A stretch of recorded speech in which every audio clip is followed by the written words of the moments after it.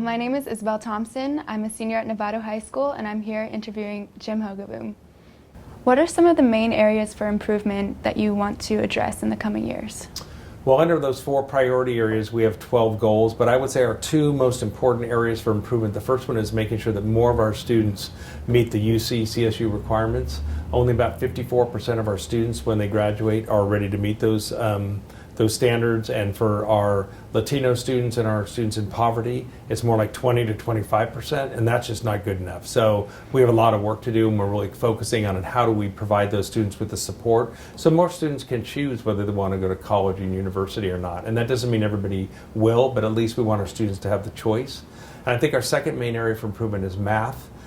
Some students get math and some students don't, and we've got to do a better job of finding a way to teach math so that more students get it and more students are successful with it. I understand you've been going to all the schools giving safety presentations. Can you explain about that? Yeah, well, that started with the unfortunate incident last year where 2 Novato High students were shot and one was killed, and that really got us thinking a lot about safety, and in particular I was thinking about what are we going to do about that? How do we make sure that our students are safe on campus? And that got me thinking about the fact that it's a pretty complicated issue. There's no one answer to that. I think part of it involves physical safety, and that means that we have supervision, and we have a great agreement with North Bay Security. They help us on our campuses. So that's one thing. We're going to be, due to the passage of the bomb, we're going to be having a lot more video surveillance cameras and things, which is great. The second area is counseling and making sure that kids have social emotional support at schools. We did hire a newcomer counselor, and she's bilingual. She will be doing a lot of intake of our newcomer students to find out a little bit about their background, if they've experienced trauma in their past. And the third area is school climate. You know, what are the things we're doing so that we make students feel accepted at school, included at school, and those that include our bully prevention programs and our drug and alcohol safety programs and that kind of thing. So we've been meeting with all of our PTAs and explaining, talking a little bit about gangs, talking about how, when we have emergency procedures in place, how do we best communicate that information to parents? And so we've really, I think, had some great dialogue and communication about how we do a better job of letting the community know what we're doing with school safety. At Novato High, at the beginning of the year, we didn't have a math teacher or a language teacher.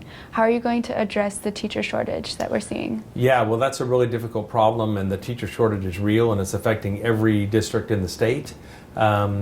So there's a couple things we're going to do. One, we want to go out earlier. We're going to need to go out in like February or March and just project the kind of needs we're going to have. Math and science and foreign language, world language are the 3 areas in particular. Secondly, we're trying to really strengthen our relationships with our schools of education. And most of our teachers come from Dominican College or from Sonoma State, so we're trying to get a lot of connections with them. With the world language issue, Mexico has a program where we can get teachers for a 3-year period. So we're going to investigate that and see if we can bring some of those teachers from Mexico here and use them in our schools. And probably the most important thing is we want to retain our teachers. We want our teachers to be really happy to be working and hopefully living in Novato, and we want to support them to the best of our ability. What are some of the incentives that you will be giving these teachers? Yeah, well, unfortunately, Novato Unified doesn't get as much money as some other school districts, so we can't afford to pay as much as some of the districts in Southern Marin. So really, it's working with our teachers union and making sure that we give them all the professional development that they need and that's effective. We support them with the technology that they need. I think the facilities bond is going to be great because we'll be working in up-to-date, state-of-the-art facilities. Listening to teachers, hiring great administrators who know how to support teachers. I think our focus on giving teachers collaboration time so they can work together, because that's when you get the best results, and really trying to create a teacher-friendly environment where teachers love to work here in Novato. So Isabel, I really want to thank you for taking the time to come and speak with me today. And one of our other big priorities in the district is student voice. And we really think that we need to do a better job of asking students and talking to students and listening to students about what you guys think we need to do. So we're trying to make sure that we keep our ear out and have your input into how we can make our educational system better. And I wish you great luck in your senior year. Well, thank you so much, Mr. Hogaboom, for your time and for this opportunity to interview you. This has been Isabel Thompson from the Novato High Journalism Program. Thank you so much for your time.